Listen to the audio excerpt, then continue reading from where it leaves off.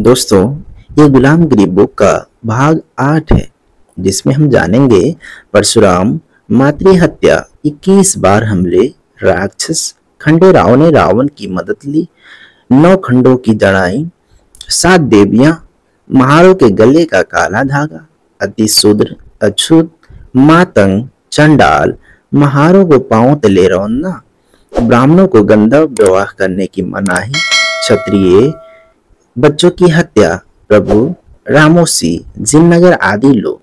परशुराम की हार हो जाने पर उसने अपनी ही जान दे दी और चिरंजीवी परशुराम को निमंत्रण आदि के संबंध में।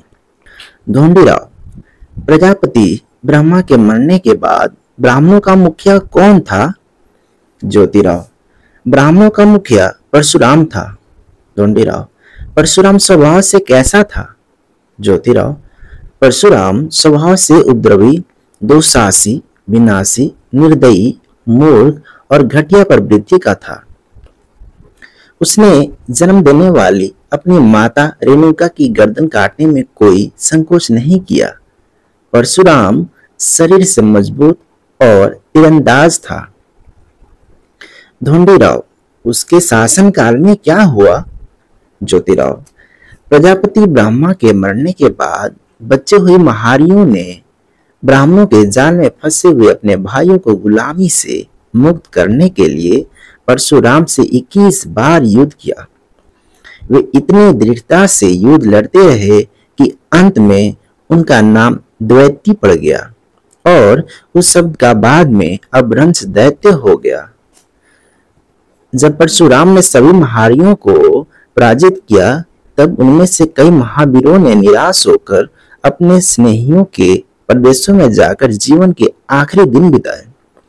मतलब जेजारी के खंडेराव ने जिस तरह रावण का सहारा लिया, उसी प्रकार 9 खंडों के न्यायी और 7 आश्रय आदि सभी कोंकण के निचले भूप्रदेश में जाकर छिप गए और उन्होंने वहां अपने आखिरी दिन बिताए।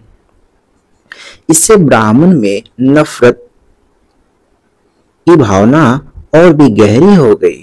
उन्होंने 9 खंडों का जो न्यायी था, उसका नाम स्त्री के नाम पर निंदा सूचक अर्थ में 9 चित्रों वाली देवी रख दिया और 7 आश्रयों का नाम 7 पुत्रों वाली माता रख दिया। शेष जितने महारियों को परशुराम ने युद्ध भूमि में कैद करके रखा था, उन पर उसने कड़े प्रतिबंध लाद कर रखा था। उन महारियों को कभी भी ब्राह्मणों के विरुद्ध कमर नहीं कसने की शपथ दिलाई गई। उसने सभी के गले में काले धागे की निशानी बंधाई और उन्हें अपने शूद्र भाइयों को छूना नहीं चाहिए, ऐसा सामाजिक प्रतिबंध लगा दिया। बाद में परशुराम ने उन महारी क्षत्रियों को अति शूद्र, महार, अछूत, मातंग और चंडाल आदि नामों से पुकारने की प्रथा प्रचलित की। इस तरह के गंदे प्रचलन के लिए दुनिया में कोई मिसाल नहीं है। इस शत्रुतापूर्ण भावना से महार, मातंग आदि लोग से बदला लेने के लिए उसने तरह तरह की घटिया तरकीबें अपनाई। उसने अपनी जाति बिरादरी के लोगों की बड़ी बड़ी इमारतों के नीचे कई मातंगों को उनकी औरतों के साथ खड़ा करके उनके बेसहाय चिल्लाने से उन पर किसी को दया आ जाएगी, इसके लिए उनके मुंह में तेल और सिंदूर डालकर उन लोगों को जिंदा अवस्था में ही गाड़ने की क्रूर परंपरा शुरू की। जैसे जैसे मुस्लिमों की सत्ता इस देश में मजबूत होती गई, वैसे वैसे ब्राह्मणों द्वारा शुरू की गई वह अमानवीय परंपरा समाप्त होती गई। लेकिन इधर महारियों से लड़ते लड़ते परशुराम के इतने लोग मारे गए कि ब्राह्मणों की तुलना में ब्राह्मण विधवाओं की संख्या ज्यादा हो गई। इसका परिणाम यह हुआ कि इन विधवाओं की व्यवस्था विकट समस्या ब्राह्मणों के सामने खड़ी हो गई। अंत में ब्राह्मण विधवा औरतों को पुनर्विवाह करने की मनाही कर दी गई। तब कहीं जाकर उनकी गाड़ी रास्ते पर आई। परशुराम अपने लोगों की हत्या से इतना पगला गया था कि उसने बानासुर के राज्य के सभी क्षत्रियों को समूल नष्ट करने के इरादे से अंत में उन महारियों क्षत्रियों की निराधार गर्भवती विधवाओं औरतों को जो अपनी जान बचाने के लिए जहां तहां छिप गई थी, उन औरतों को पकड़ कर लाने की मुहिम शुरू कर दी। इस अमानवीय शत्रुतापूर्ण मुहिम से नजर बचाकर बचे हुए नन्हे बच्चों द्वारा बनाए कुछ कुल वंश इधर प्रभु लोगों से मिलते हैं।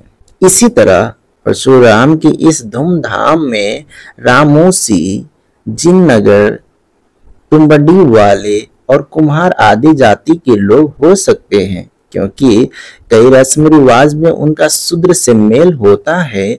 हिरण्याक्ष से बलिराजा के पुत्र का निर्वंश होने तक उस कुल को निस्तेज करके उनके लोगों को पूरी तरह से तहस नहस कर दिया था।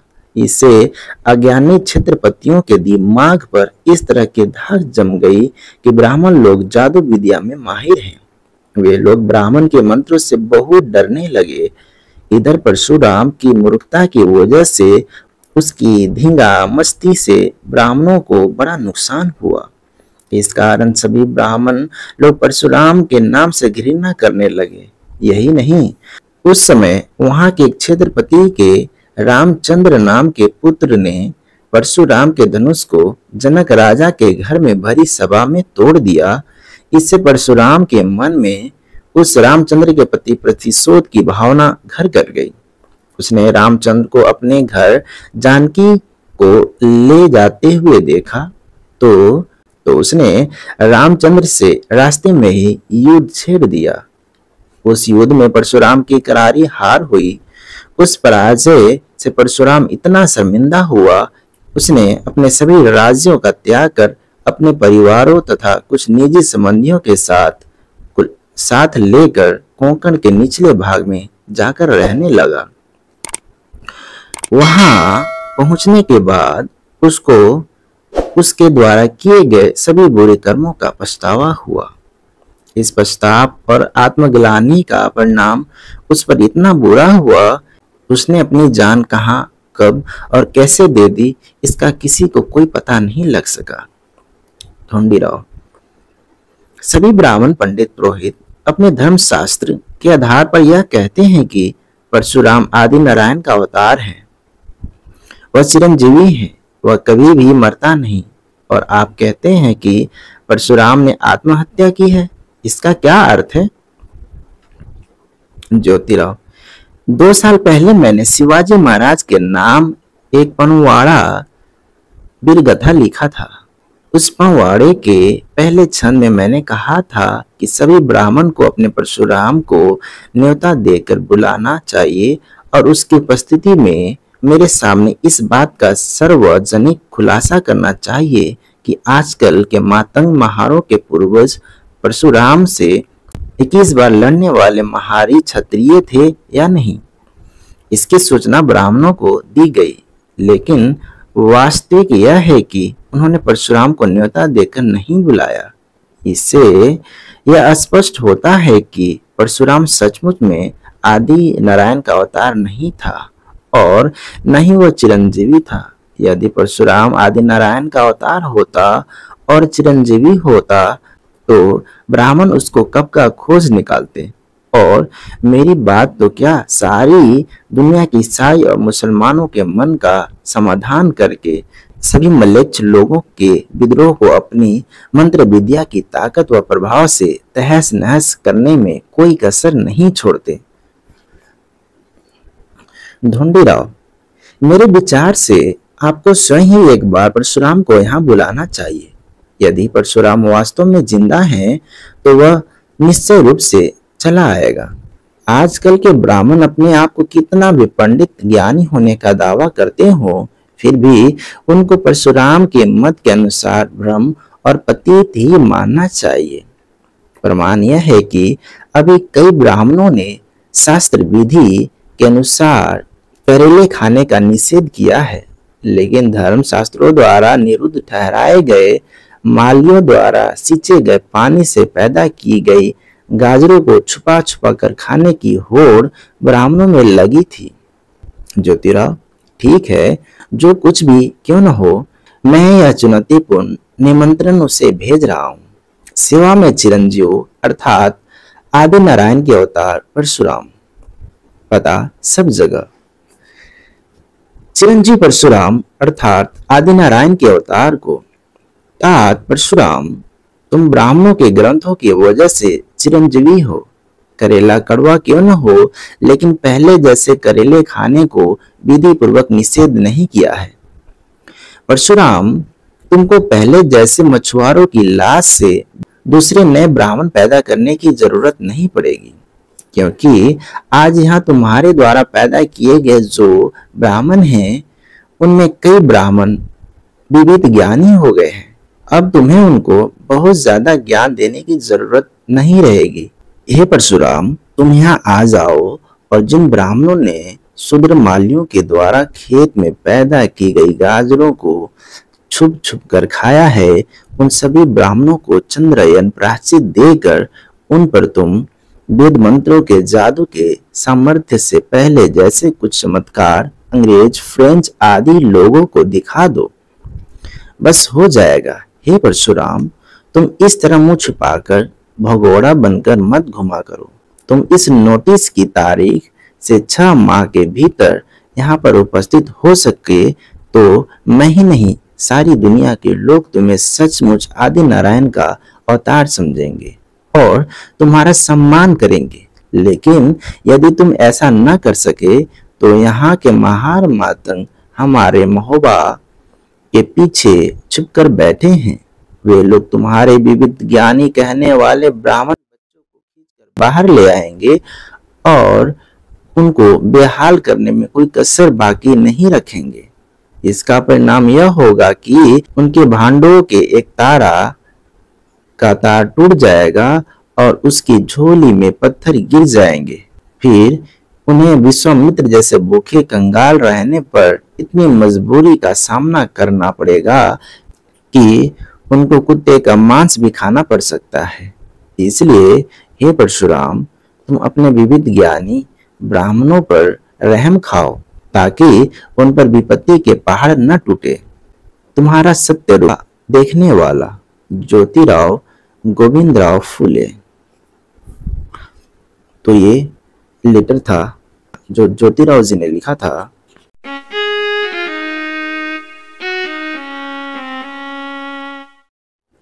दोस्तों, गुलामगिरी बुक का ये भाग 9 है, जिसमें हम जानेंगे वेद मंत्र, जादू का प्रभाव, अक्षर अनपढ़ मारना, भक्ति का दिखावा करना, जब 4 वेद, ब्रह्मजाल, नारद शाही, नया ग्रंथ, शूद्रों के पढ़ने पढ़ाने पर पाबंदी, भागवत और मनुस्मृति में असमानता आदि के संबंध में। ढोंडीराव, आपने तो सच में उनके मुख्य आधार पर ही प्रहार कर दिया है। आपके अनुसार परशुराम मर गया है और मिट्टी में भी मिल गया है, इसमें कोई शक नहीं। लेकिन बाकी सभी छत्रपतियों के मन पर ब्राह्मणों के मंत्र का प्रभाव कैसे पड़ा? कृपया आप इस बात को जरा समझाइए। ज्योतिराव, उस समय ब्राह्मण युद्ध में हर शस्त्र पर मंत्र विधि करके उन शास्त्रों में प्रहार की क्षमता लाए बगैर उनका प्रयोग शत्रु पर नहीं करते थे। उन्होंने इस तरह से जब कई दांव पेच लड़ाकर बानासुर की प्रजा और उसके राजकुल को धूल में मिला दिया, उस समय बड़ी आसानी से सभी भोले भाले छत्रपतियों के दिलो दिमाग पर ब्राह्मणों की विद्या का डर पैदा हो गया। इसका प्रमाण इस तरह से दिया जा सकता है कि भृगु नाम के ऋषि ने जब विष्णु की छाती पर लात मारी, तब विष्णु ने उनके माता अनुसार आदि नारायण ऋषि के पैर को तकलीफ हो गई। यह समझकर ऋषि के पैर की मालिश करना शुरू किया। अब इसका सीधा सा अर्थ स्वार्थ से जुड़ा हुआ है। वह यह है कि जब साक्षात आदि नारायण ही, जो स्वयं विष्णु हैं, ब्राह्मण की लात को बर्दाश्त करके उसके पांव की मालिश की यानी सेवा की, तब हम जो शूद्र लोग हैं उनके कहने के अनुसार शूद्र प्राणी हैं। ब्राह्मण अपने हाथों से या लातों से मार पीट कर हमारी जान भी ले तो भी हमें विरोध नहीं करना चाहिए। ढोंडीराव, फिर आज जिन कथित नीची जाति के लोगों के पास जो कुछ जादू मंत्र विद्या है उसको उन्होंने कहां से सीखा होगा? ज्योतिराव, आजकल के लोगों के पास जो कुछ अक्षर पढ़ने की बंगाल की मोहिनी विद्या है उसको उन्होंने केवल वेदों के जादू मंत्र विद्या से नहीं लिया होगा। ऐसा कोई भी नहीं कह सकता क्योंकि अब उनमें बहुत ही परिवर्तन हो गया है। बहुत शब्दों में उच्चारण का भ्रंश हुआ है, फिर भी उसके अधिकांश मंत्रों और तंत्रों में ओम नमो, ओम नमः, ओम ही नमः आदि वेद मंत्रों के वाक्यों की भरमार है। इससे यह प्रमाणित होता है कि ब्राह्मणों के मूल पूर्वजों ने इस देश में आने के बाद बंगाल में सबसे पहले अपनी बस्ती बसाई होगी। उसके बाद उनकी जादू मंत्र विद्या वहां के चारों ओर फैलाई होगी, इसलिए इस विद्या का नाम बंगाली विद्या पड़ा होगा। इतना ही नहीं बल्कि आर्यों के पूर्वज आज के अनपढ़ लोगों की तरह अलौकिक चमत्कार शक्ति का देवहारा घुमबिनारे प्रदर्शन करने वाले भी थे, क्योंकि उस काल में उन लोगों में अलौकिक शक्ति का प्रदर्शन करने वाले लोगों को ब्राह्मण कहा जाता था। ब्राह्मण पुरोहित लोग सोमरस नाम की शराब पीते थे और शराब के नशे में बड़बड़ाते हुए कहते थे, हम लोगों के साथ ईश्वर परमात्मा देव बात करता है। उनके इस तरह के कहने पर भोले भाले अनाड़ी लोग का विश्वास जम जाता था। उसके प्रति श्रद्धा पैदा होती थी, थोड़ा डर भी पैदा होता था। इस तरह वे इन अनाड़ी लोगों को डरा धमका कर उनको लूटते थे। इस तरह की बातें उनके ही वेद शास्त्रों से सिद्ध होती है। उसी अपराधी विद्या के आधार पर इस प्रगतिशील आधुनिक युग में आज के ब्राह्मण पंडित पुरोहित अपना और अपने विचारों का पेट पालने के लिए जप अनुष्ठान जादू मंत्र विद्या के द्वारा अनाड़ी माली कुंबियों को जादू का धागा बांधकर उनको लूटते हैं। फिर भी उन भोले अनाड़ी व भागे लोगों को उन पाखंडी धूर्त मदारियों की जालसाजी पहचानने के लिए समय भी कहाँ मिल रहा है, क्योंकि ये अनपढ़ अज्ञानी लोग दिन भर अपने खेत में काम में जुटे रहते हैं और अपने बाल बच्चों का पेट पालते हुए सरकार को टैक्स देते देते उनके नाक में दम आ जाता है। ढोंडीराव, मतलब जो ब्राह्मण या शेखी बखारते हैं कि ब्रह्मा के मुख से 4 वेद निकले हैं वे स्वयंभू हैं, उनके कहने में और आपके कहने में कोई तालमेल नहीं है। ज्योतिराव, तात इन ब्राह्मणों का ऐसा करना पूरी तरह से झूठ है, क्योंकि यदि उनका कहना सही मान लिया जाए तो ब्रह्मा के मरने के बाद ब्राह्मणों के कई ब्रह्म ऋषियों या देवर्षियों द्वारा रचे गए सूक्त ब्रह्मा के मुंह से स्वयंभू निकले हुए वेदों में क्यों मिलते हैं? उसी प्रकार 4 वेदों की रचना एक ही कर्ता द्वारा एक ही समय में हुई है, यह बात भी सिद्ध नहीं होती। इस तरह का विचार कई यूरोपियन परोपकारी लेख को ग्रंथकारों ने सिद्ध कर दिया है।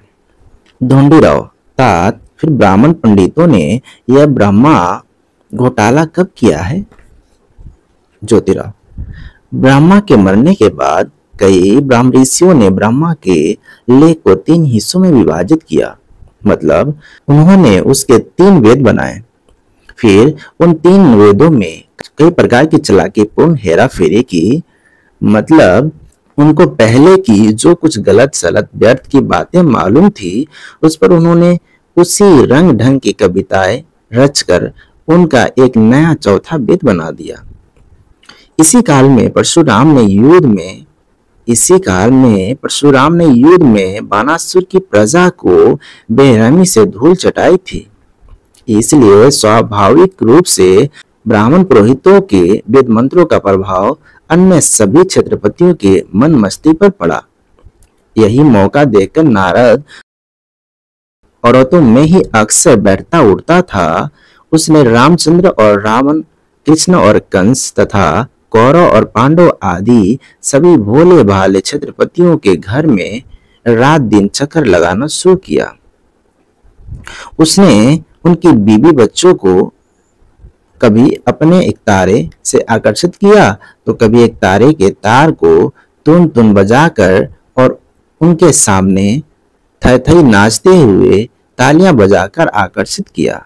इस तरह का स्वांग रचाकर और इन छत्रपतियों को, उनके परिवारों को ज्ञान का उपदेश देने का दिखावा करके अंदर ही अंदर उनमें एक दूसरे की चुगलियां कर झगड़े करवा दिए और सभी ब्राह्मण पुरोहितों को उसने आजाद करा दिया। इसका परिणाम यह हुआ कि ब्राह्मण ग्रंथों के लेखकों ने उस काल में सभी लोगों के नजरों में धूल झोंककर वेद मंत्रों के जादू और उससे संबंधित सारी व्यर्थ बातें का मिलाप करवाकर कई स्मृतियां, संहिताएं, धर्मशास्त्र, पुराण आदि बड़े बड़े ग्रंथों को अपने घरों के अंदर बैठकर ही लिख डाला और उन ग्रंथों में शूद्रों पर ब्राह्मण लोग के स्वामित्व का समर्थन किया है।